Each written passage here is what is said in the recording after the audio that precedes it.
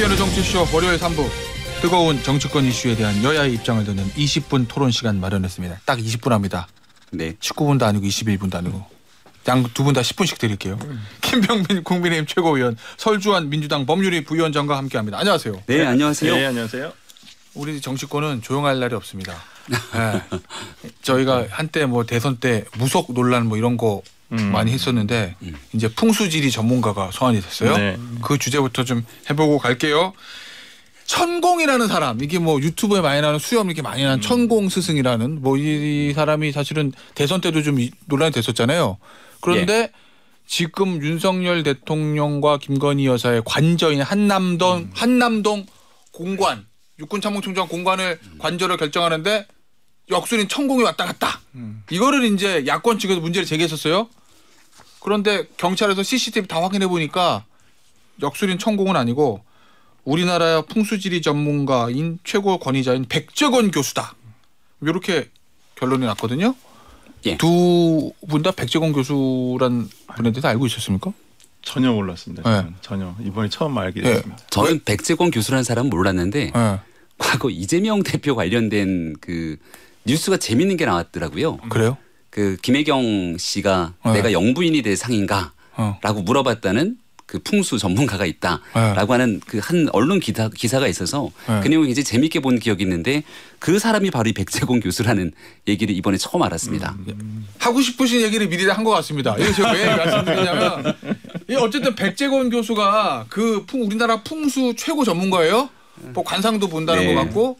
근데 이 사람이 육군 참모총장 공관에 간 건 맞는 거야 지금. 그죠? 예. 그거에 대해서 자 야당은 무속 의존이냐 뭐 대통령 관저 정하는데 풍수 전문가가 왜 가? 뭐 이 얘기인 거고 여당은 방금 전에 김병민 최고위원 했던 김종숙 여사도 백재권 교수 만났고 이재명 대표의 부인인 김혜경 여사도 만났는데 부부가 같이 만났대요. 부부가 같이 만났는데 그러면 이것도 무속이냐라고 받아치거든요.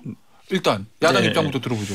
이게 이제 좀 차원을 섞어서 지금 얘기를 하시는 것 같아요. 아, 그래요? 그러니까 사적으로 가서 네. 보는 것이라는 이제 정치인들 정말 많이 의존하거든요. 솔직히 자기가 될 것인가 말 것인가 정말 많이 가잖아요. 그리고 과거에 보면 김대중 대통령, 뭐 이해창 총재 선사를 옮겼어요. 자기 부모님의 묘소를 옮길 만큼 어떤 이런 부분에 대해서는 뭐 과학적인 건 아니더라도 우리가 뭐 그동안 굉장히 오랜 시간 동안 뭐 이 무속 뭐 민간 신앙이라고 해야 되나 아니면 네. 뭐 거기에 대해서 믿는 부분에 대해서는 뭐라 할 수는 없는 거예요. 근데 문제는 뭐냐면 관저는 세금이 들어가는 것이잖아요. 네. 세금이 들어가고 그다음에 이걸 정하는데 어찌 보면 국가 부속기관이잖아요. 관저라는 것이. 네. 그렇다고 한다면 이걸 정하는 데 있어서 어떠한 이런 뭐 비과학적이라고까지는 제가 말씀을 못 드리겠지만은 어떻게 무속에 가까운 내용들을 이 사람을 와가지고 이걸 했다?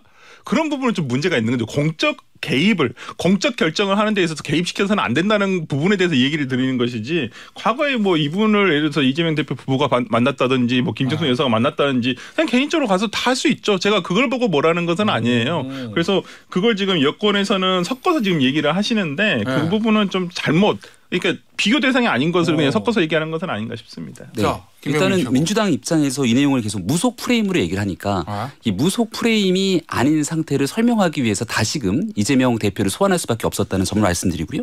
이 문제가 논란이 커졌던 건 정의당 김종대 의원이 너무나 자신 있게 얘기했잖아요. 천공이 다녀갔다. 그리고 천공이 다녀감으로 인해서 육군 참모총장 공간으로 돼 있던 게 느닷없이 외교부 장관 공간으로 바뀌었다. 이 두 가지가 다 팩트와는 완전히 어긋나는 거짓임이 밝혀진 겁니다. 천공이 아니잖아요. 천공이 아님에도 불구하고 얘기했던 사람들의 사과는 없습니다. 두 번째로 이 육군 참모총장 공간에 갔는데 이거 천공이라는 사람이 역술적 관점에서 쫙 보고 난 다음에 아무런 객관적 근거 없이 그 사람 말 때문에 옮겼다는 주장들이었던 거지 않습니까? 그러니까 이런 게 이제 무속 프레임들이 되는 것이고요. 근데 중요한 건 한겨레 신문과 인터뷰를 했던 이 내용들을 보니까 누가 인터뷰했어요? 그 대통령실 관계자로 아마 나오는 거로 인터뷰를 봤습니다. 근데 백재권 씨가 간 건 맞는데 백재권 씨는 육군 참모총장 공간에 가서 여기가 그냥 있는 상태에서의 조언해 줬다는 거예요. 그러니까 외교부 장관 공간이 좋다는 조언을 하지 않았다는 겁니다. 그러니까 이 사람의 조언을 듣고 이른바 육군 참모총장 공간을 외교부 장관으로 옮겼다는 말도 사실이 아닌 것이죠. 여러 사람들의 조언들이 있었을 뿐 그 조언이 하나였고 그 조언에 따르지도 않았다는 겁니다. 그러니까 그렇다면 이제 남게 되는 건 이 백재권 씨라는 사람이 이런 데 자문을 할 정도의 자격이 있냐 없냐가 남게 되는 것 딱 한 가지가 남는 것 아닙니까? 근데 백재권 씨가 한국사이버대학교 한국 외대 사이버대학교의 겸임교수 등을 하고 있고 활발하게 활동했던 상황들이 보건데 여러 전문가들의 자문 정도의 수준에서 그 자문마저도 못할 수준인가에 대해서는 여전히 저는 민주당이 이 논쟁을 다른 방식 무속 논란으로 회피하고 있다고 생각합니다. 그 앞서 설주한 부위원장이 했던 그 얘기는 어떻게 보세요? 예를 들면 과거에 김정숙 여사나 이재명 대표 부부가 만난 거는 사적으로 만난 거고 네. 요 대통령 관저는 공적인 영역인데 풍수 전문가가 온 거 예전에 저 사적으로 풍수 전문가 만난 거랑 공적인 영역에 들어온 거는 다르다라는 얘기는요.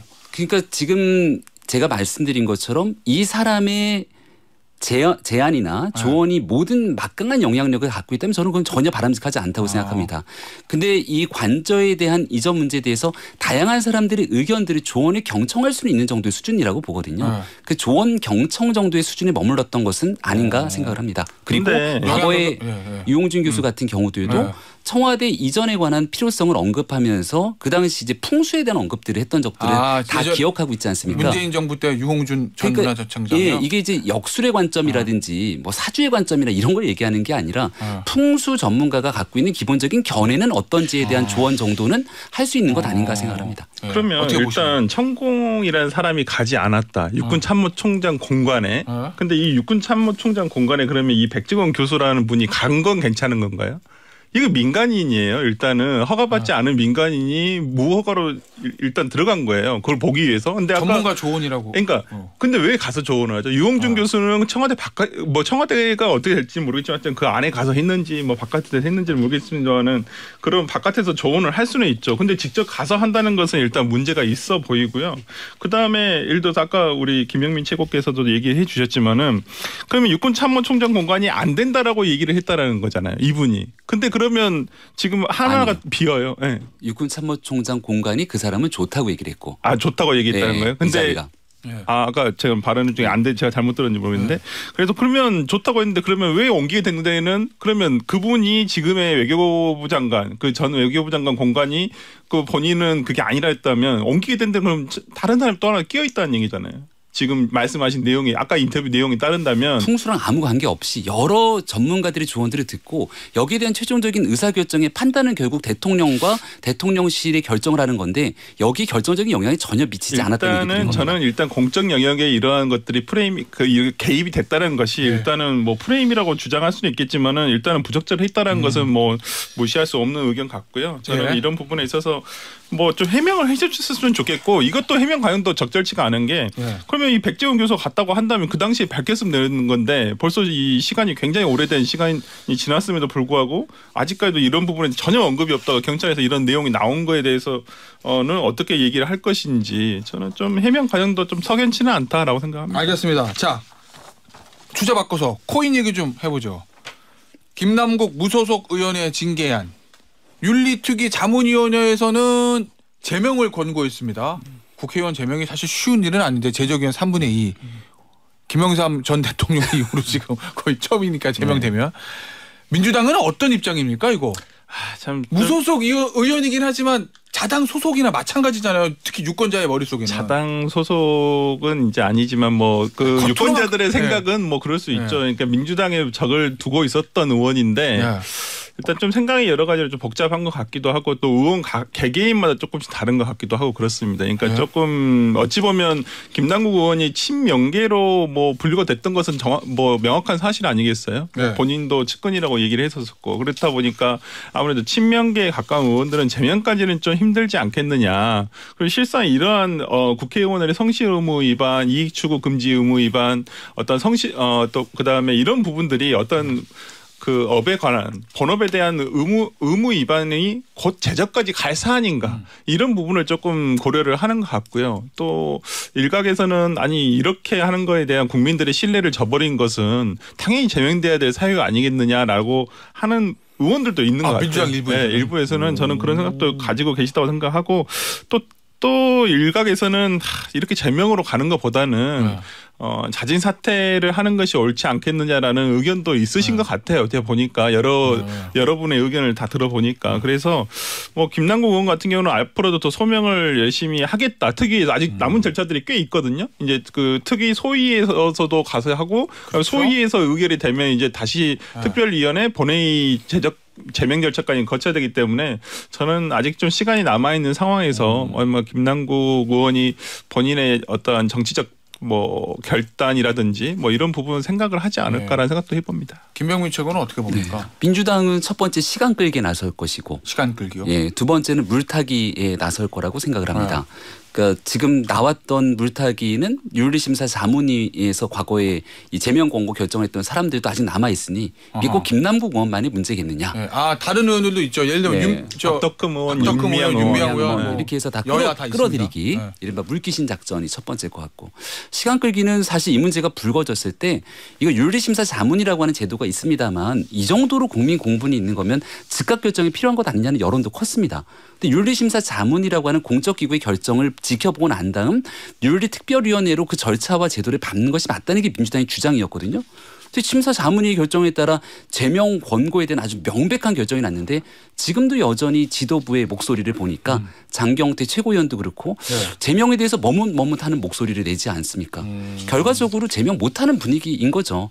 근데 이런 방식으로 가게 된다면 이 김남국 의원이 국민께 보여줬던 이 불신의 과정들을 과연 민주당이 제대로 해소시켜 나가면서 총선을 치를 수 있겠냐는 의구심이 더 커질 거라서 민주당을 굉장히 분열로 만들게 되는 아주 중요한 하나의 시금석이 김남국 의원 제명권으로 떠올랐다고 생각합니다. 그 분열이라는 얘기가 나오는데 그러면 김남국 의원 제명 찬성파 반대파 이걸 가지고 그러지는 않을 거라 봅니다. 김남국 의원에게 조금 많은 시간을 좀 줘서 본인의 선택을 좀 기다리는 것이 더 옳지. 뭐 김남국 의원 때문에 그 얘기는 자진 사퇴를 유도한다.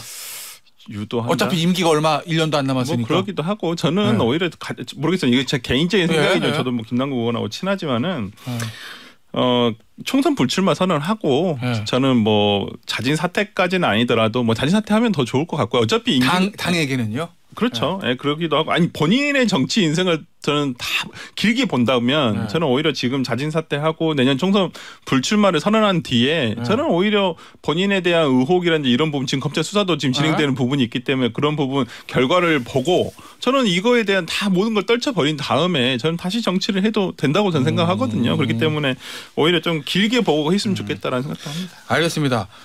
그런데 김병민 최고위원 이게 끝이 아닙니다. 이 국회의원 전수조사 있잖아요. 네.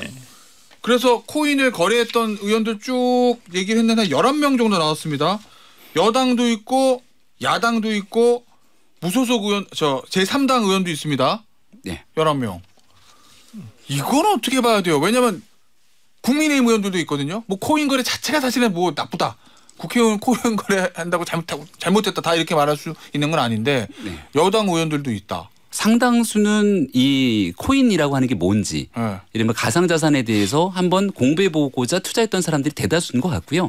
일부 뭐 김홍걸 의원이라든지 조금 그 코인 거래에 대한 횟수가 많았던 의원들도 분명히 존재합니다. 전체를 보면서 제가 굉장히 흥미로웠던 건 이 코인을 엄청나게 다 투자해갖고 돈을 번 사람이 한 명도 없더라고요. 자, 그런데 김남국 의원만이 엄청나게 수십억을 투자 이게 막 왔다 갔다 했던 부분들이 있기 때문에 이거를 지금 현재 다 전수조사 밝히는 게 맞습니다. 문제가 있고 상임위 의정활동 기간이나 했던 문제가 있다면 똑같은 방식의 도덕적 기준이 적용돼야 되는데 김남국 의원의 그 특수한 과정들을 전체 보편적인 일반화랑 같이 섞을 수는 없다는 얘기도 드립니다. 제가 김병민 최고위원 여당 지도부 에게 이걸 물어본 이유는 거물 빅네임이 한 명 있습니다. 권영세 의원 전 통일부 장관. 뭐 지금 뭐 예를 들면 당으로 돌아가 가지고 뭐 뭔가 큰 역할을 할 거다. 뭐 이런 관측도 있는 권영세 의원인데 누적 거래액이 10억 원에 달한다는 보도가 나왔습니다. 여기에 대해서 권영세 장관은 실제 투자한 돈은 2020년경 시작해서 3천에서 4천만 원 정도고 2천만 원 정도 손해를 봤다. 거래액을 누적해서 거래액을 다 누적해가지고 부풀려 보도하는 건 부당하다. 뭐 이렇게 해명을 하긴 했는데 권영세 장관 전 장관이 이 명단에 있는 건 어떻게 봐야 되나? 그거는 좀 분명히 할 필요가 있어요. 누적거래 얘기라는 건 사고 팔고 했던 걸 다 총합하는 거니까 뭐 누적거래액이 10억이다 수십억이다는 게 진짜 많아 보이지 않습니까? 그러니까 뭐 100만 원 가지고 내가 10번 거래하면 그러니까요. 곱하기 10해서 1000만 원 거래액 1000만 원 이렇게 된 건데 실제 돈은 100만 원 이 얘기인 거죠? 네, 얼마의 자본을 갖고 내가 투자를 했고 이걸 갖고 내가 갖고 있었던 최종 평가액이 예를 들어서 김남국 의원처럼 수십억, 100억이 넘었다라는 평가의 기준으로 가게 되는 것들을 좀 바라볼 필요가 있고요.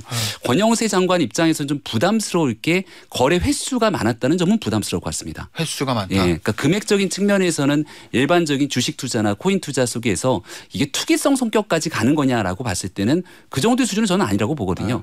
하지만 지금부터 이제 윤리 심사 자문위도 그렇고 다 살펴본다는 것 아닙니까? 중요한 것은 내가 의정 활동을 하는 시간 혹은 내가 장관으로 재직하고 있었던 그 시간에 김남국 의원이 지탄받는 것처럼 그 시간에 코인 투자를 했다면 지탄의 대상이 되는 건 맞죠. 만약에 의정 활동이거나 뭐 상임위 열리는 시간이거나 장관 취임해가지고 한 1년 반 기간 동안 코인 거래 내역이 있으면 그러니까 우리가 늘 어떻게 얘기하는 게 국민의힘이 늘 얘기하는 건 민주당을 비판했을 때 내로남불이라고 하는 네 글자를 갖고 강력하게 지탄해 왔기 때문에 이런 일들에 대해서는 뭐 기준의 형평성은 저는 항상 똑같이 적용돼야 된다고 생각합니다. 근데 저는 의원들이라든지 뭐 지금 여러 의원께서 얘기를 하시는 대다수의 공통점은 뭐냐면 난 돈을 잃었다라는 거예요. 난 투자했지만 돈을 다 잃었다. 대다수에 잃었다라고 하는데 이걸 돈을 예를 들어서 투자를 해서 수익을 많이 내고 아니면 손실을 많이 났다 이게 기준은 아니에요. 그렇죠. 그 자체가 했다 말았다. 그리고 이 사람이 상임위 기간이라든지 업무 시간에 이런 것들을 했냐 안 했냐. 우리가 김남국 의원 지금 가장 비판하는 부분 중에 하나가 그거예요. 왜 상임위라든지 국회의원으로서 본분을 다 해야 되는 그 시간에 이거 코인 거래하고 있었냐라는 거예요. 지금 권영세 장관도 지금 장관 업무 시간에 했다라는 어떤 보도도 나오고 있는 상황에서 저는 이런 부분에 대해서 우리가 지금 국회의원에 대해서 할 것이지 아니 난 투자했는데 돈 잃었어요. 그러면 다 면죄부가 되는 거예요. 그건 아니거든요. 저는 그런 부분에서 지금 뭐 나오고 있는 의원들이라든지 이런 자기의 성실 의무 위반한 부분에 대해서는 당연히 지적이 돼야 되고 비판받아야 한다고 저는 생각합니다. 참고로 돈을 잃었던 거를 제가 얘기를 잠깐 드렸던 것은 대한민국에 있는 수많은 코인 투자자들이 돈을 제대로 번 사람들이 없을 겁니다. 그러니까 코인이 사실 마지막 순간에 가면서 이게 제대로 된 정상 거래처럼 보이기 어려운 측면이 많았잖아요. 근데 김남국 의원이 이 코인을 수십억을 막 몰아넣고 엄청난 돈을 벌게 되니까 야 이건 뭔가 내부 정보라든지 문제가 있는 내용들을 알면서 본인이 투기한 것 아니냐라고 하는 의혹들이 커진 거거든요. 근데 국회의원들 전체를 보니까 결국 돈 번 사람은 김남국 의원밖에 없네라는 방식으로도 비춰질 수 있다는 얘기 드린 겁니다. 알겠습니다. 자 주제 좀 바꿔보죠. 윤석열 대통령의 장모인 최은순 씨에 관한 얘기인데 지난주 금요일 날 장고증명서 위조 관련된 항소심에서 징역 1년 법정 구속됐거든요. 누구 얘기부터 들어볼까요? 우리 설 부위원장 얘기부터 좀 들어볼까요? 일단은 뭐 조금 어떤 행위에 비해서는 조금 적은 형량 아닌가라는 생각도 들어요. 물론 재판부에서는 검찰이 기소하지 않은 범죄에 대해서 판단할 수 없다는 부분도 있기 때문에 이건 검찰의 기소가 정확한가. 우리가 보통 뭐 우리 앵커님도 변호사지만은 형법 공부할 때 보면 그러잖아요. 사문서 위조 그냥 방에서 혼자 이거 위조하는 게 아니잖아요. 자기 방에서 이거 위조합니다 이렇게 해가지고 허위 위조하는 게 아니라 어디다 행사를 하기 위해서 하는 것이잖아요. 행사할 목적을 가지고 하는 범죄이기 때문에. 근데 행사를 했어요. 그러면 행사를 해서 뭘 했죠? 어떤 재산의 편취를 하거나 어떤 재산적 이득을 얻기 위해서 하는 것이거든요. 그래서 우리가 보통 사문서 위조를 할 때 세문서 위조와 그다음에 행사죄, 그다음에 사기까지 딱 이게 패키지거든요. 우리가 공부할 때 그렇게 배웠잖아요. 근데 여기에서는 유독 사문서 위조 그거 제 하나밖에 없어요. 행사죄도 빠져 있고. 그럼 검찰에서 애초에 기소할 때 좀 봐준 거 아니냐라는 의혹인가요?